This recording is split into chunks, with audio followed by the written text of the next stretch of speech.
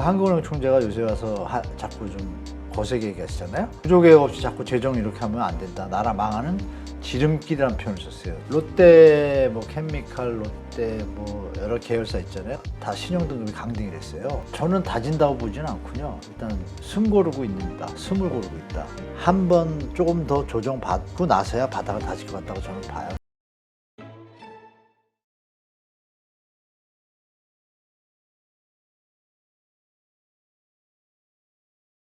네, 오늘 모신 분은 더 크래시 저자시죠? 한문도 교수님입니다. 안녕하세요. 네, 안녕하세요.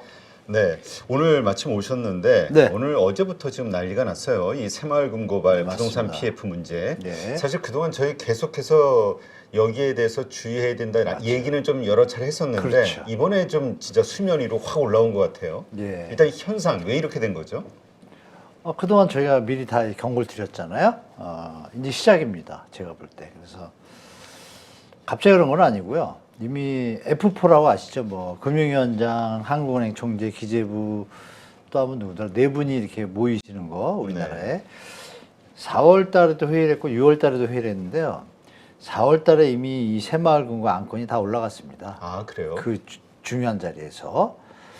그런데 이제 안건만 올라갔고 딴 얘기하다가 뭐 제가 생각하기에 역전세가 더 급하다 보니까 그런 쪽에 이제 급하게 먼저 순서가 있잖아요. 그다음 후순위로 밀어놓은 거죠. 그러니까 리스크에 대한 어떤 경각심이 없던 거죠. 있었다라면 미리 좀 더 처분해서 이렇게 좀 충격을 안 줬을 텐데 느낌이 되게 별로 안 좋잖아요. 네. 일단 폐업을 한 군데가 했고 또 이게 하나로 끝난 것이 아니라 조사를 해보니까 뭐 1280군데가 되는데 그 중에 37% 40%가 유동성 비율이라 그랬죠. 그게 100% 이하인 거예요. 그것도 네. 좀 안 좋은 거거든요. 그렇죠. 지금 상황처럼 돈을 찾아가지고 그러면 문제가 터질 수가 있고 그래서 이제 행안부가 급하게 나선 이유가 그건데요.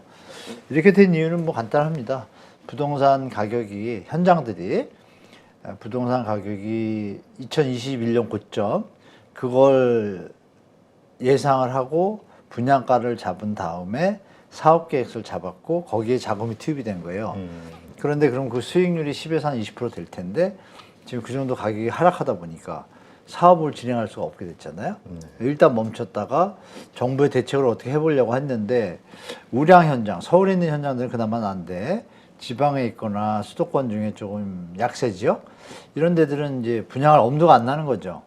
엄두가 안 나는 속에서 연체가 늘어나겠죠. 그러면 당연히 분양이 되면서 원래 분양 스케줄에 맞춰서 돈이 들어오고 해야 되는데 분양을 못 하니까 돈이 안 들어오니까 어떻게 돼요? 연체가 늘어나게 되는 와중에 자꾸 안 좋은 흉흉한 소문이 들리는데 뭐 제보도 들어갔을 것이고 그 와중에 이제 이번 건이 이제 수면 위로 올라왔죠.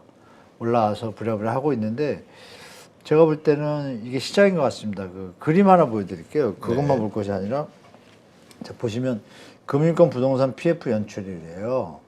보시면 상호금융 쪽에 뭐 낀다고 볼 수는 있겠지만 새마을금고가 보시면 연출이 갑자기 다 올라가잖아요. 그렇죠. 너무 많이 올라간 거예요. 1, 2년 만에 갑자기 뭐 증권사는 5배, 보험사도 6배, 2배, 여긴 8배, 여신전문사, 캐피탈 같은 데 얘기하는 거죠.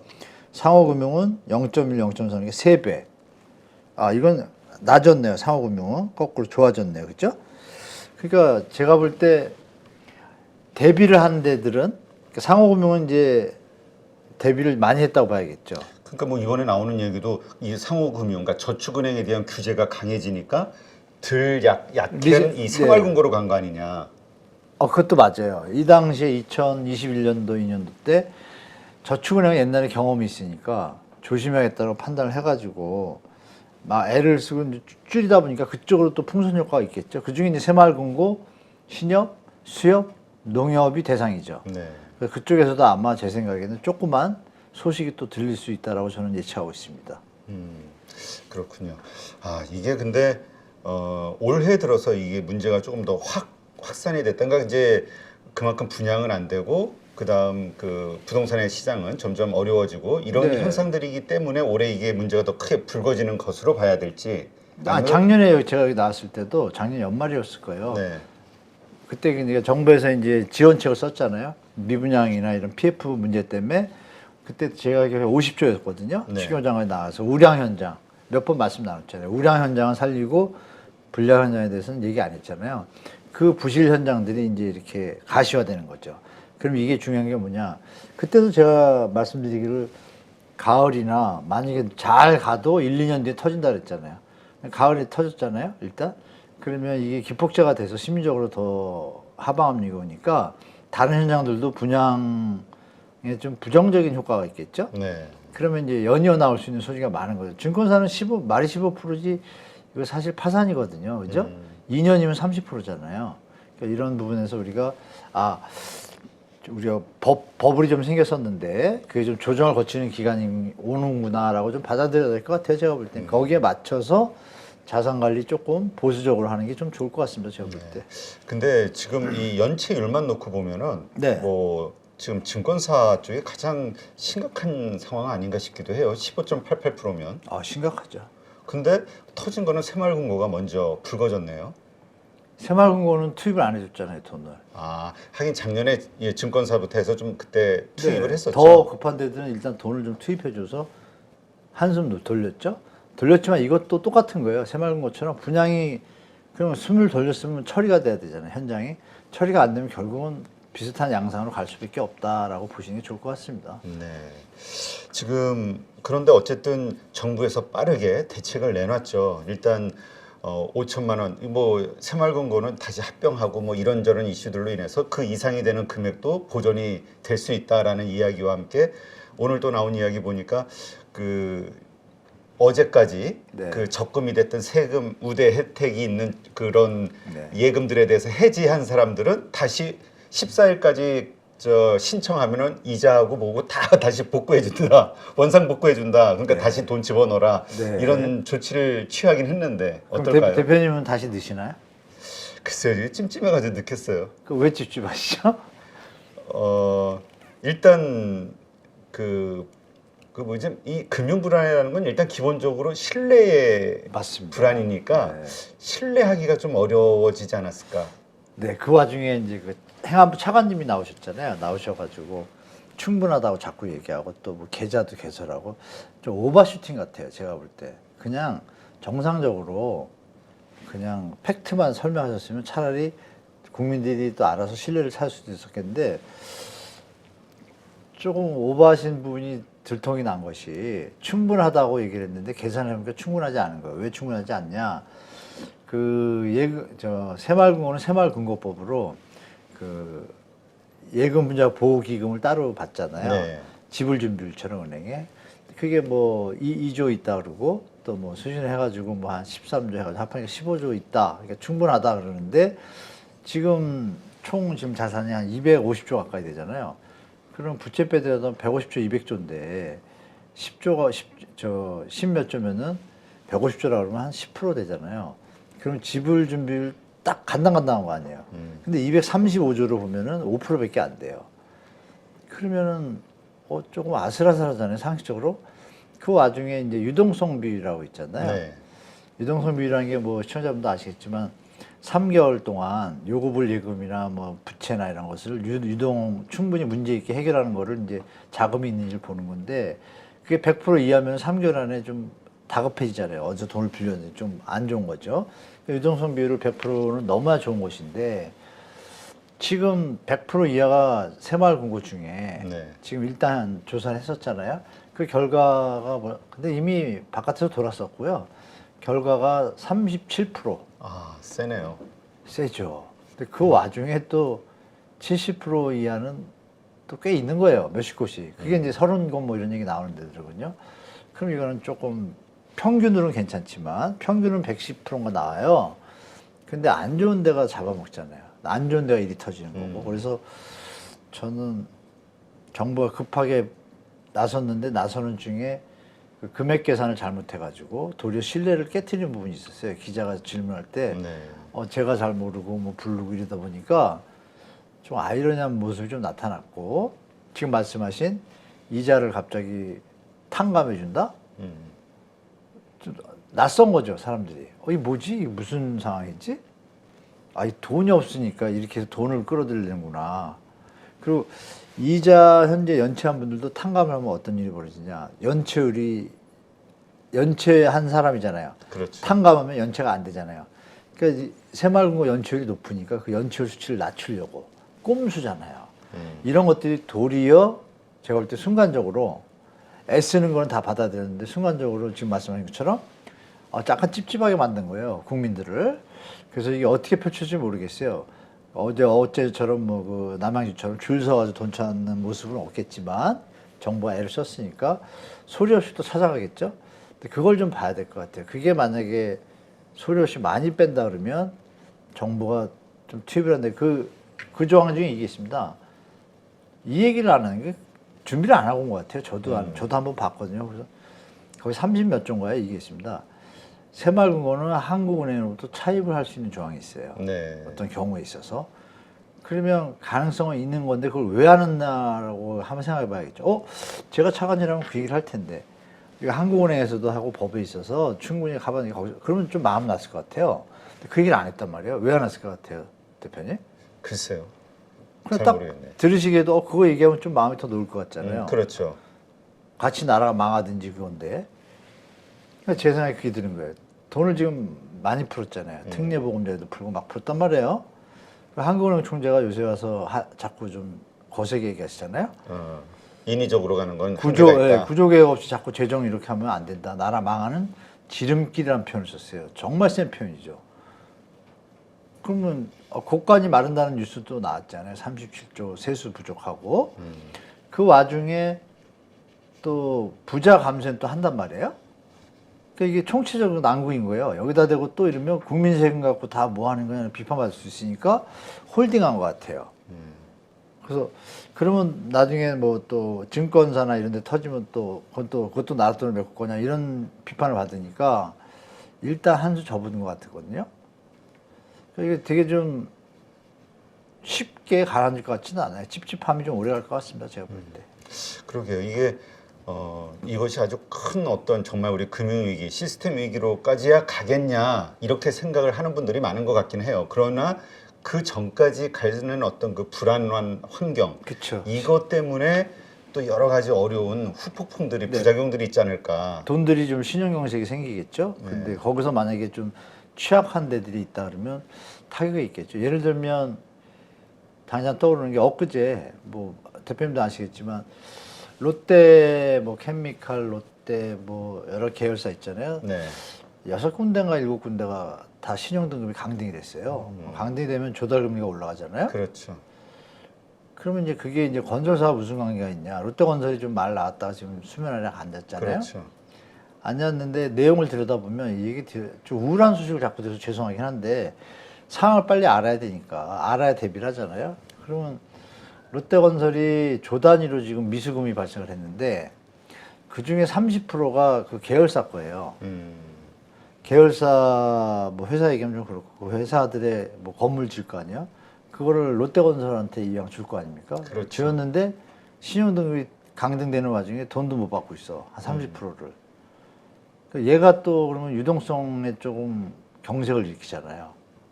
또 어디서 돈을 빌려야 되고 이런 모습들이 나타난다는 자체가 이게 돈이 좀 금융이 좀 문제가 있을 수 있구나라는 좀 안 좋은 심리가 퍼질 가능성이 좀 높아요. 그러면 제가 이 얘기를 왜 시청자들한테 말씀드리냐? 이 내용은 증권가에 있는 사람은 다 한단 말이에요. 애널리스트를. 네. 그럼 자기들은 싹 다 대비하고 시청자들은 안 알려주면은 당할 수도 있잖아요. 그런 차원에서 제가 말씀드린 거예요. 뭐 자꾸 안 좋은 걸 얘기 싶으면 게 아니라 팩트를 정확히 알자. 그럼 중요한 건 뭐냐? 지금은 자산 관리 잘해야 될 거구나. 조금 보수적으로 그 얘기를 다시 한번 드리고 싶어요. 요즘 뭐 집값이 오른다 그러면서 뭐 자꾸 펌핑하는데 그 오르면 얼마나 오르겠어요. 지금 상태에서. 예전에 이미 경험했잖아요.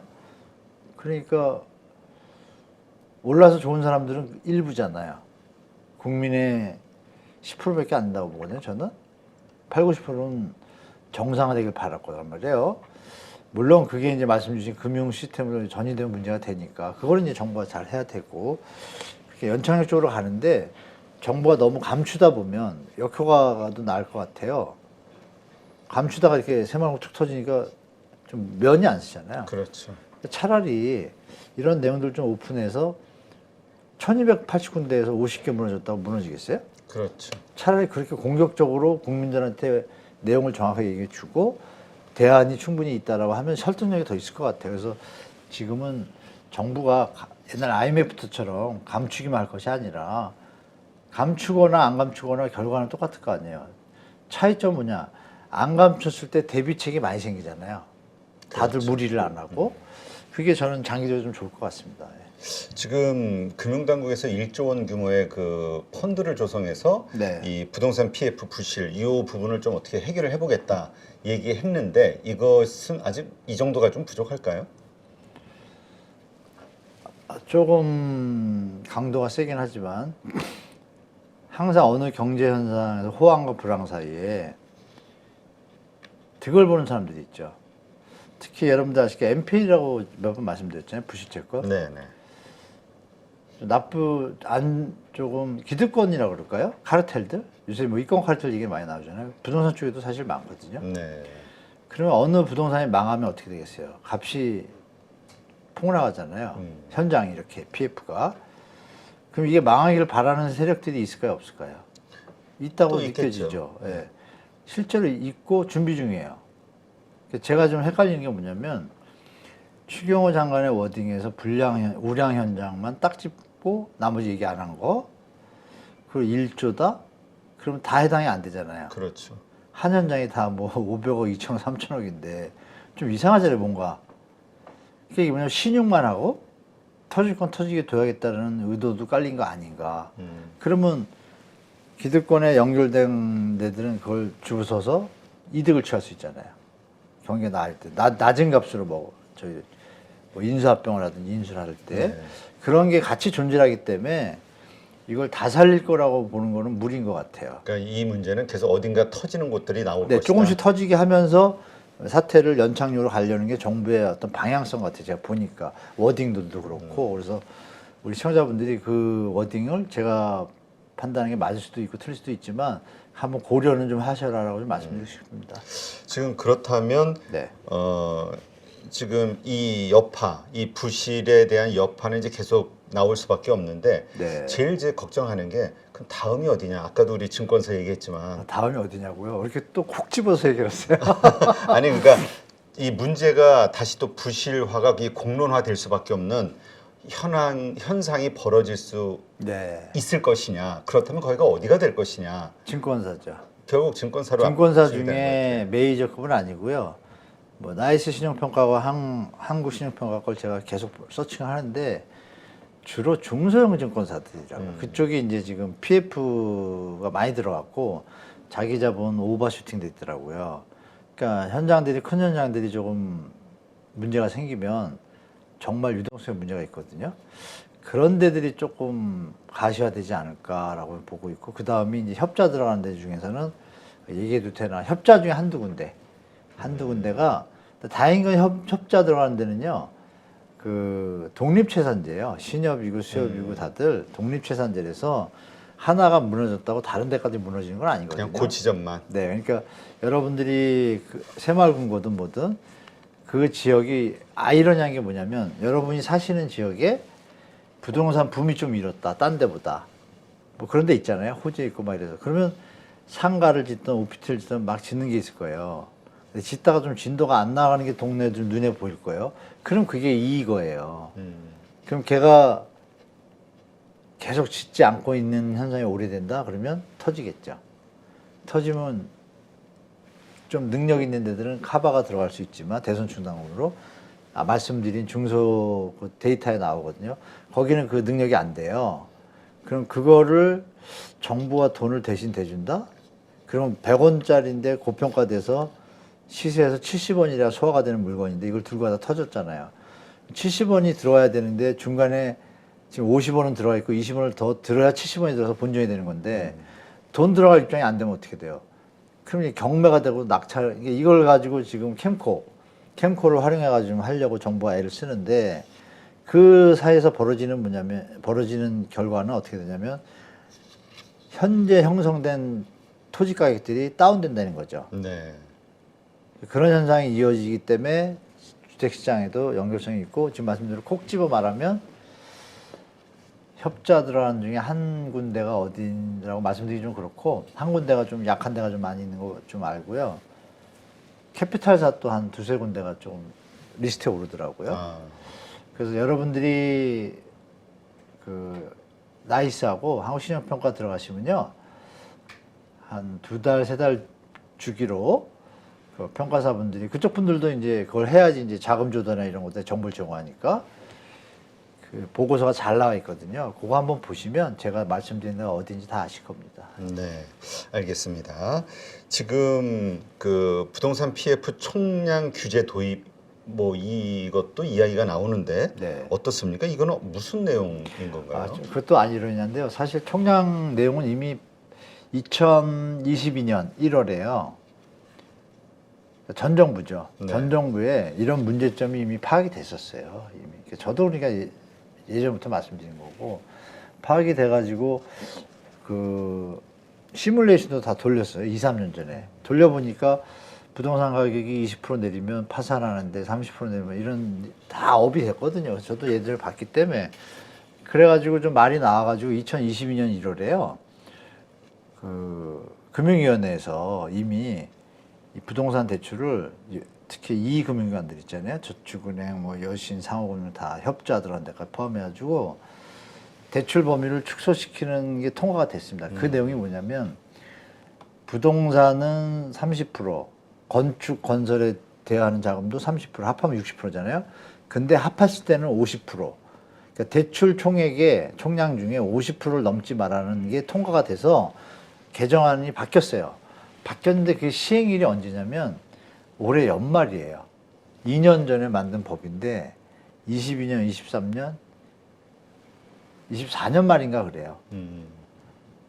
그 사이에 터져버린 거예요. 이미 네. 알고서 개정을 했지만 근데 그거를 조금 더 빨리 시행하겠다 이거죠. 이번에 나오잖아요. 뭐 총량 줄인다가 이제 그 뜻입니다. 그래서 전체 대출 총량 중에 50% 범위를 못 넘게 부동산 쪽에 그래야 이게 리스크 관리가 되니까 그 내용입니다. 그래서 큰 효과는 없고 그냥 뒤늦게 사후 약방문, 소일고 외양간 뭐 이런 개념이라고 보시면 되겠습니다. 네.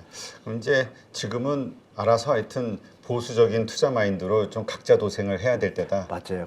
각자 도생 딱 맞습니다. 예, 제가 볼 때. 알겠습니다. 하여튼 갑자기 불거진 이 새마을금고 이발 부동산 PF 부실 이게 어쨌든 딱 이렇게 또 공론화되니까 많은 분들이 너무 깜짝 놀래가지고 네, 마음이 좀 안 좋죠. 예, 그리고 뭐 증시도 상당히 영향을 좀 영향 받고 받죠. 있고요. 예. 하여튼 이것이 정부의 좀 적극적인 대체 그 어떤 그 반응으로 뭔가 빨리 좀 해결책이 좀 나올 그러니까 수 있어야 감추지 돼요. 말고 그냥 그대로 얘기하고 이렇게 해서 대안이 충분하다 이렇게 해주면 더 신뢰가 갈 것 같아요. 저는 차라리 괜찮다 자꾸 이러지 말고 괜찮다 그러다 터지면 믿음이 더 안 가잖아요. 그렇죠. 그래서 그 부분을 좀 조절을 잘했으면 좋겠다 좀 생각이 드네요. 네, 알겠습니다. 지금 하반기 경제 정책이 발표됐는데요. 네네. 부동산 정책이 어떻게 나왔나 이거에 대해 또 우리 관심이 갈 수밖에 예, 없을 것 예. 같아요. 역전세가 일단 타겟이었고 이제 공급계 음, 2개가 있습니다. 그리고 신혼부부하고 청년들 전세자금하고 주택담보대출 조금 확대해 주는 거 이게 이제 핵심이고요. 그리고 이제 조금 눈살 찌푸리는 핵심도 하나 있죠. 종부세를 갖다가 그 공정가액 시장가액 비율이라 그러죠. 그거를 원래 세수가 자꾸 부족하니까 연초에 한 80%를 유지하겠다고 했는데 왜냐하면 주택 가격이 높았을 때가 100원이라고 치면 지금 한 80원으로 내려왔잖아요. 그럼 세금이 20% 줄잖아요. 주니까 세수 부족한다는 얘기가 나오는 와중에 그러면 80% 정도로 하겠다고 했는데 발표할 때는 근데 막상 지금 60% 낮췄거든요. 그러면 원래 세금에 20% 다운되다 60%면 이게 한 30몇 프로 다운이 되니까 세수는 그만큼 또 줄잖아요. 네. 그런 부분에서 약간의 이거 부자를 위한 정책이 아니라는 비판이 있고 그나마 잘한 거는 공급 대책 있잖아요. 3기 신도시 착공 뭐 1분 게임이 들어간다고 했는데 그중에 전부 못 들어가고 두세 군데 들어갔어요. 그래서 나머지까지 무조건 요번 분기 있잖아요. 요번 분기가 무조건 착공 들어간다. 그럼 그 얘기 뭐냐? 사전 청약 공급을 하겠다는 얘기죠. 네. 내년에 총선이 있으니까. 저번에도 말씀드렸지만 분명히 총선 전에 많이 공급할 거다. 좋은 위치에 이런 것들. 그건 좀 좋은 것 같고. 그 다음에 역전세 부분인데, 역전세 부분에 DTI를 60%를 해주지 않습니까? 이것도 좀 이제 아이러니한 게, 일단 왜 도와주냐는 비판은 분명히 있습니다. 당연하죠. 예. 근데 그 와중에 정부가 내세운 어떤 명분은 뭐였냐면, 세입자들이 전세보증금 못 돌려받으면 주거의 어떤 취약성이 고통을 받는다. 일단 이건 차지하고 세입자들이 돈을 받아서 편하게 나갈 수 있게 도와준다라고 명분을 잘 만들었어요. 네. 그건 맞아요. 긍정적인 면은 분명히 있죠. 그러면 이제 임대인 입장에서 갭 투자한 사람도 있을 거 아니에요. 아주 전문적으로. 그런 사람을 구제하는 거에 대해서는 전 국민이 반대한단 말이에요. 네. 본인들 빼고는. 그렇죠. 그냥 땜빵이잖아요. 그냥 나라가 투기꾼을 양성한다는 소리밖에 안 듣잖아요. 그러게 이제 좀 서로 부딪히는 면이 있죠. 그래서 정부가 DTI 60에서 끊어놨고, 끊어놨는데 여기서 문제가 뭐가 발생을 하냐면요. 그 10억짜리 집이라고 가정을 이렇게 계산을 해보니까 이게 이 효과로 전세 가격이 그럼 유지가 되길 바라는 거냐, 보증금을 돌리는 거 원하는 건데, 계산을 해보니까요. LTV 70까지 지금 확대하려고 그러거든요. 계산을 딱 해보니까 전세 가격이 만약에 지금 10억짜리가 15억이 되고 전세 가격은 7억이었는데 만약에 10억이 됐다고 가정을 하면 뭐 11억 이렇게 됐다 그러면 그걸 다 정리하고서 돌려주고 나서 새로운 세입자를 드릴 때 원래 값을 못 받아요. 계산상 해보니까. 왜냐면 대출을 받았잖아요. 그렇죠. 선순위로. 그러니까 뭐 조금 설명드리면 그러니까 가정입니다. 이런 경우도 있겠죠. 10억짜리 집이 15억으로 올랐어요. 네. 이때 전세가 7억이에요. 70% 정도. 그러니까 10억으로 오르니까 전세도 한 11억이 됐어요. 10억이나 11억 정도로 11억으로 할게요. 그러면 15억이 7억에서 11억이니까 4억이 모자르잖아요. 내주려면은 대출을 받을 거 아니에요. 그렇죠. 내주고 나서 나머지 7억을 메꾸면 어떻게 되죠? 합하면 4억이 대출이 있고 7억이 들어오면 11억이 되잖아요. 근데 집값이 그러면 11억이라도 좀 이상한데 10억으로 내려왔다. 전세가는 11억까지 올라갔다 7억으로 내려오고 집값은 15억까지 갔다 10억까지 내려올 수 있잖아요. 네. 그럼 집값은 10억인데 대출 받은 돈은 4억에다가 전세를 7억에 놓을 수가 없잖아요. 오버가 되니까. 그러면 6억에나 사람들이 들어올 거 아니야. 아니 집값이 10억인데 대출이 4억인데 내가 7억에 왜 들어가? 경매 맞으면 완전히 전세 역깡통이네 이렇게 되잖아요. 그러면 어떻게 되겠어요? 6억이나 5억 5천 받아야 사람이 들어올 거 아니에요. 그렇죠. 이런 문제가 발생하는 거예요. 이거 어디가 해당되냐? 전세 가격이 높았던 지역, 근데 주택 가격도 높았던 지역. 이 지역은 이 대책으로 해결이 안 될 가능성이 많다는 거죠. 도리어 조금 더 내려가면 어떻게 돼요? 그 임대인이 4억을 대출을 받았는데 그럼 1억을 더 받아야 되잖아요. 근데 그 돈을 계산해 보면은 정부가 지금 던진 DTI 60%를 오버슈팅할 게 많아요. 못 받으면 어떻게 돼요? 전체 돈에서 5천만 원이 벼도 못 맞추는 거잖아요. 네. 그럼 얘가 어떻게 되겠어요? 전세를 못 맞추면 연체 이자를 내게 되겠죠. DTI 오버슈팅이 되면. 그런 문제도 존재하는 지역이 나올 거다. 다행히 전세가율이 좀 낮았던 지역, 그러니까 뭐 10억인데 전세가가 6억이었어요. 근데 올랐다 내려왔다 집값은 제자리가 됐는데 6억인 게 7억 됐다가 다시 뭐 한 6억으로 돌아왔다. 이런 데들은 갭이 좀 있으니까 카바가 좀 돼요. 아슬아슬하게. 네. 그렇게 보시면 될 것 같아요. 전세가율이 높은 지역은 이 대책으로 커버하기에는 좀 역부족인 게 좀 보이더라. 그래서 조금 나올 거 같은 좀 하방 압력이 좀 생길 것 같아요. 제가. 지금 이 그 경제정책 브리핑에서 추경호 부총리가 네. 부동산 시장이 지금 연착륙이 잘 진행되고 있다 이렇게 말했다고 하는데 아 그럼 아버지인데 그렇게 얘기하지 어떻게 했어요? 그래요? 네. 지금 그 전국 아파트 가격이 2주째 지금 보합 상태다 이런 또 뉴스들이 나오면서 네. 부동산 바닥을 다지는 거 아니냐 이런 의견들도 좀 있긴 하거든요. 저는 다진다고 보지는 않군요. 일단 숨을 고르고 있다. 그러면 위로 갈지 아래로 갈지 정해지는 거잖아요. 바닥은 다져가지고 완전히 바닥에 정착하는 거잖아요. 네. 근데 이 가격 정착 수준이 지금 서울을 예를 들어서 좀 죄송한데 서울 주택가격 송파구는 지금 예전에 85% 90%까지 배우고 있어요. 네. 호가로. 호가로. 네. 실거래는 이제 떨어지기 시작하고 거래가 없고. 그럼 갭이 있잖아요. 그럼 여기 들고 계신 분들 중에 다주택자도 계실 거고, 뭐 일시적 2주택자도 있을 거고, 처분 기한이 3년인데 다 차면 어떻게 되겠어요? 양도세 중과 일시적 2주택자 지금 한시적으로 양도세 중과 배제했잖아요. 내년 5월 9일까지인가 그래요. 그때까지 안 팔면 양도세가 더블이 되면 어떻게 돼요? 지금 파는 게 낫죠. 조금 싸게. 그런 현상들이 벌어질 소지가 많다는 얘기죠. 그러면 그분들이 집값을 더 받을 수가 있어요? 지금보다? 그러면 내릴 가능성이 좀 많아지잖아요.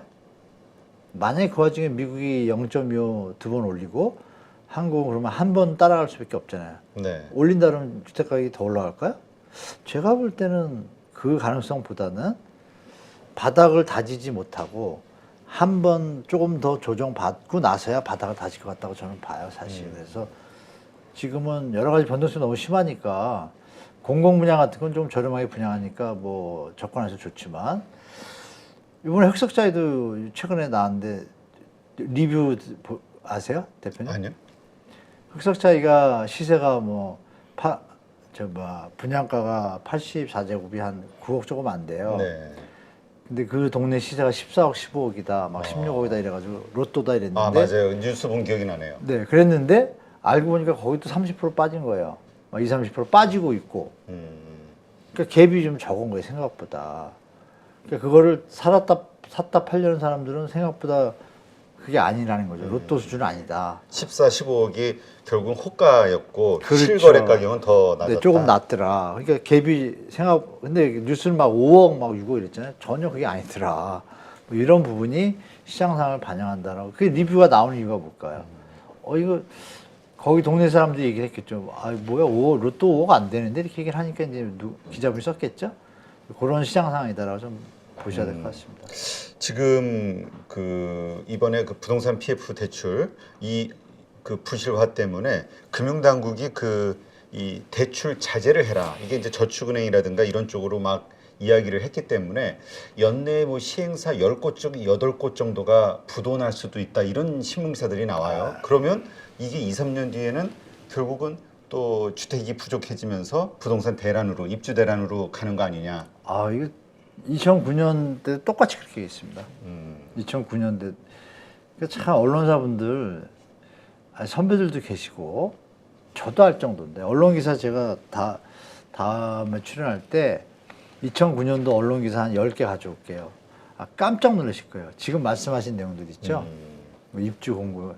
똑같습니다. 거의 워딩이. 근데 2011년, 12년 확 깔았냐고. 미분양 났거든요, 강남에. 그거 뭐예요?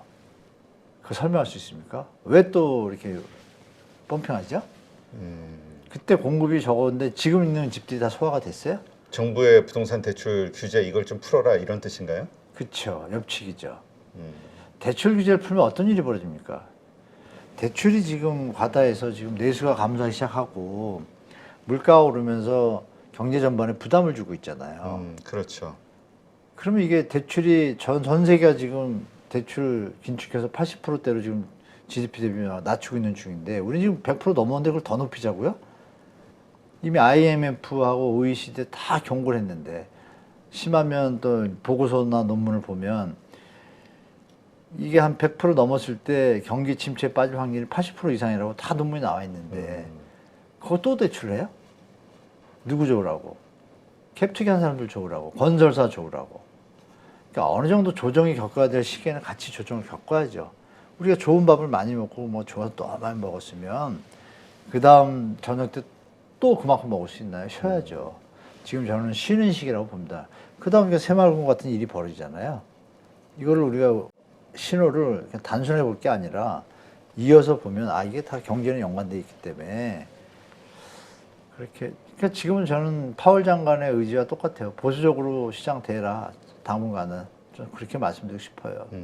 지금 마침 또 파월 얘기하셨으니까 네. 지금 미국에서도 지금 금리 인상 네. 뭐 이번 달에는 뭐 확정적이다 뭐 이렇게 얘기를 하고 안 올 수도 있겠죠. 예, 뭐 하여튼 2번은 하지 않겠냐 이런 시각들이 있으면서 거기도 네. 좀 자산 시장이 충격을 좀 받고 있는데 네. 이러한 현상들이 있게 되면 이번에도 또 우리 한국 은행은 금리를 동결할 것이냐. 만약에 미국이 그런 식으로 또 올렸을 때 이러저러한 문제들이 있단 말이죠. 하반기 이 부동산 시장 우리 교수님은 어떻게 보시는지 궁금해요. 9월에 저는 9월 요즘 얘기하거든요.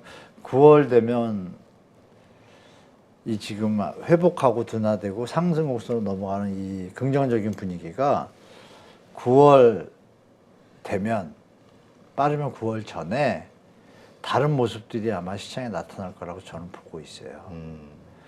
9월이라는 게 중요한 게 그 힘이 아마 7월은 6월하고 7월, 유로 6월하고 7월까지 갈 수 있어요. 이 힘이. 서울의 아파트 평균 거래량이 6,100이라고 그랬는데요.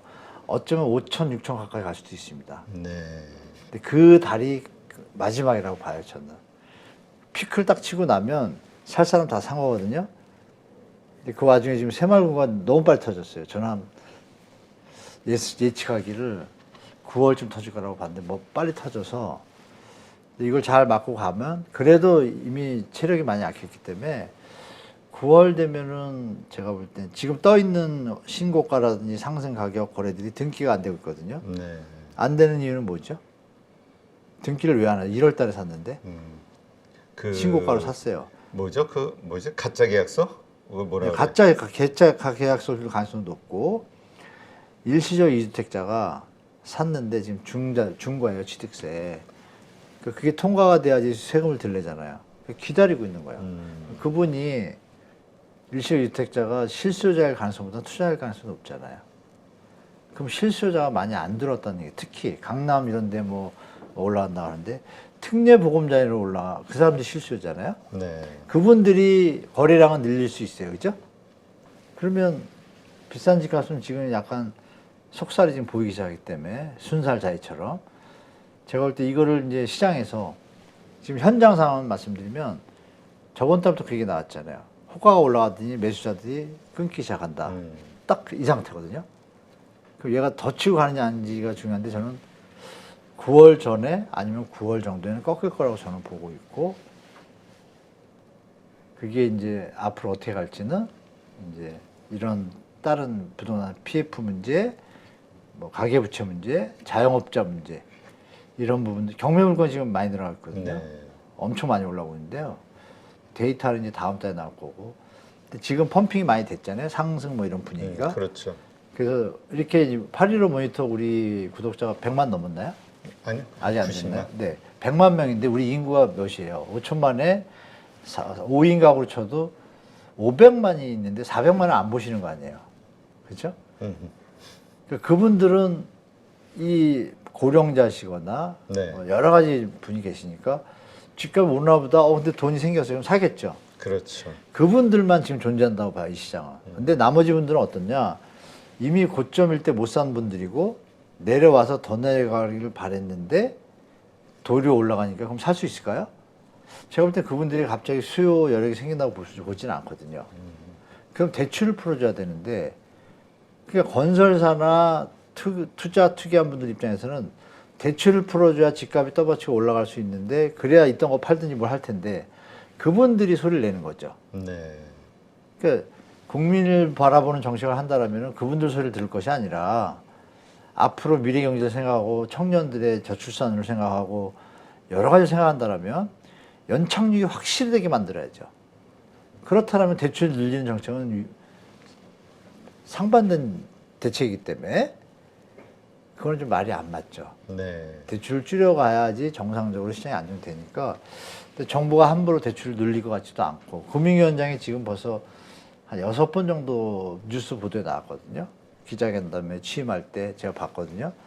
다 똑같은 말이에요. DSR은 무조건 그대로 간다. 이 얘기를 계속 반복해서 해요.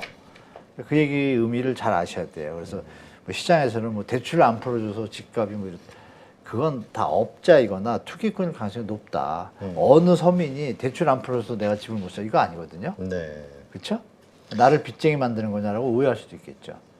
조심하셔야 될 것 같아요. 근데 지금 또 우리 역전세에 대한 어떤 그 두려움도 이제 가을서부터 좀 있잖아요. 특히 좀이 강남이라든가 아니라 많이 있습니다. 많이 있죠. 네.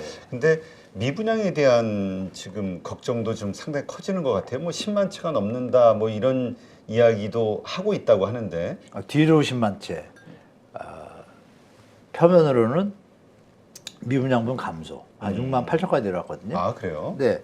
근데 그 미분양 감소 중에 3분의 2가 팔려서 팔린 게 아니고요. 준 게 아니고 분양할 거 안 하고 있잖아요, 지금. 네. 네. 그거 하고 분양을 했다라면 한 3만에서 5만 채도 미분양이 추가됐을 거예요. 근데 분양을 안 할 수도 있고 못 할 수도 있고 지금 시장이 허술하니까. 그리고 그 중에 또 미분양 감소분 중에 한 3분의 2는 그 임대주택으로 전환하면 미분양이 아니잖아요. 그렇죠. 네, 건설 사업자가 그냥 임대주택으로 돌리면 자금 지원을 해요, 정부에서. 건설 임대주택은 국민 주택도시보증기금이 들어오고 임차인 보증금을 하면 지금 장사해서 이익을 남는 거는 멈추고 일단 유지하겠다는 거예요. 그런 게 몇천 개가 있었고 결정적으로 뭐냐면 악성 미분양은 늘어나고 있어요. 다 지어졌는데 그러면 좀 더 팔려야 되거든요. 그건 늘어나고 있어요. 그건 뭐냐면 비싸니까 안 사겠죠? 그렇죠. 네. 그렇게 얘기하면 다 이해되실 겁니다. 그러면 더 싸지면 좀 거래가 늘어나고 되겠죠. 싸지려면 가격 조정이 필수적이잖아요. 그래서 아까 말씀드린 것처럼 MB정부 때도 분양가를 10% 인하하면 그거에 한해서 LTV를 더 늘려주면 수요가 균형을 맞아가잖아요. 그죠? 그런 정책이 좀 필요한 때가 아닌가. 저금리로 풀어주면 청년이나 무주택자들한테는 어떻게 보면 도움이 좀 되잖아요. 주택가를 낮춰서 파니까. 근데 그걸 그것까지 이득을 안겠다고 하면 왜 대출 이자를 부담하면서 수요자들이 그걸 들어가겠어요. 집값이 올라간다는 확신이 없을 때. 네. 그러면 경제에 도움은 안 되겠죠. 근데 요즘 미국도 지금 뭐 금리들이 좀 튀고 있는 상황이잖아요. 네. 금리 인상 예고가 돼 있기 때문에 한국도 이제 실금리는 좀 많이 내려왔다. 그래서 그 영끌하신 분들 입장에서 좀 부담이 많이 완화가 됐다라고 최근에 이제 생각을 하면서 버틸만 해졌다. 이런 의견들도 좀 있었는데 네. 이게 금리가 또 어떻게 될까? 이것도 좀 복병일 것 같아요. 하반기.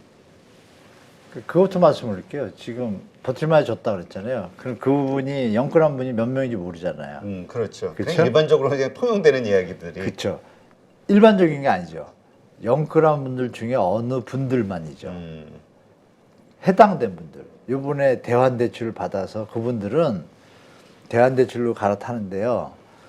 일반 영끌에 사신 분들은요. 옛날 계약 조건이 있어서 금리 인하가 안 됩니다. 아, 잘 그래요? 모르시는 것 같아요. 신규 대출에 한해서 4%가 된 거예요. 아, 신규 착각하시면 안 돼요. 아니 은행이 6%로 계약하는데 그걸 왜 4% 내려주죠? 계약이 돼 있는데, 그렇죠? 법에도 없어요. 만약에 사채를 얻거나 할 때 돈 빌릴 때 6%로 계약을 했어요 서로, 그럼 그냥 가죠. 그렇죠. 근데 정부에서 금리가 내려가 4%가 됐어요. 그래서 정부가 이렇게 했으니 4% 해요? 아니죠. 경제 주체끼리 계약한 거잖아요. 법에 없잖아요. 제가 아는 바로는 그 본인한테 들었기 때문에 알게 된 건데요. 아니 4% 내려서 좀 부담 덜 들지 않아 했더니 아니에요. 저는 해당 안 된다 그러는데 그 얘기를 듣고 제가 아 이런 문제가 있구나 알게 됐거든요. 그럼 그분들은 그냥 가져가야 되는 거예요. 그걸로. 물론 변동금리 있잖아요. 네네. 코픽스는 적용을 해요. 그러면 7%까지 갔던 게 6%, 5.5까지는 오지만 4% 이렇게 못 온다는 얘기죠. 그런 부분이 존재하기 때문에 영끌이 다 한숨을 놓은 것이 아니라 혜택 받은 분들은 한숨을 놓은 거예요. 조건이 되시는 분들. DTI 그것도 60% 적용했거든요. 네. DTI 60%에 해당되는 분들만이지 소득이 안 된 분들은 그 대환대출도 못 받은 거예요. 그럼 지금 아직도 그 영끌 상태에서 힘들고 투자 앞두고 계실 거라고요. 근데 그분들이 이제 금리 말씀하셨잖아요. 금리는 3.5%인데 요새 은행채하고 보시면 올라가잖아요. 대출금리는. 네. 그거는 지금 신용 경색이 살살 오는 거잖아요. 대출금리가 내려갈 일이 없잖아요. 정부의 의지와 상관없이. 시장 논리니까. 근데 지금 사람들이 돈을 막 안 빌리고 이러는데 대출금리를 올릴 수는 없겠지만 빌리잖아요. 네. 빌린 사람들의 형태가 뭐예요? 약간 돌려막기 분위기가 느껴지잖아요. 금리가 올라가는 거죠. 근데 그렇죠. 만약에 돌려막기가 아니고 실수요자들이 관망을 하고서 대출자들이 오기를 바란다면 금리가 좀 내려갈 수는 있겠죠. 그걸 이제 아무도 모르지만 미국의 영향이 제일 크니까. 우리 근데 7월 13일인데 미국은 7월 26일이잖아요. 여기도 좀 지금 하는 총리님 잠 못 주무실 것 같아요. 아, 요번에 미리 올려놔야 되나?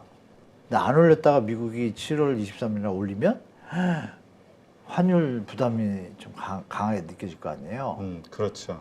그 올리자니 또 현 정부에서 우리 그런 거는 원하지 않고 가계부채 문제도 있고 좀 진퇴양난인 것 같아요. 그래서 그 얘기 자체가 뭐예요? 우리가 경제 정책을 편하고 원활하게 대비할 수 있는 능력이 줄었다는 얘기잖아요. 네. 그 얘기는 역으로 리스크의 노출도가 높아졌다는 얘기니까 그래서 제가 올 가을은 파도가 치니 좀 보고 가시라고 또 말씀드린 거죠. 예, 어떻게 될지 모르니까. 알겠습니다. 네. 그러면 그 아까도 말씀드렸듯이 뭐 내년 총선을 두고 어떤 정치적 행위로 봐야 될지 어쩔지는 모르겠으나 어쨌든 네. 좋은 지역의 분양 공공 아파트들이 분양. 예, 네, 신도시들 네. 나오잖아요. 나올 것 이때 같아요. 청약저축 활용하는 게 좋을까요? 100%죠. 전 100%라고 봅니다.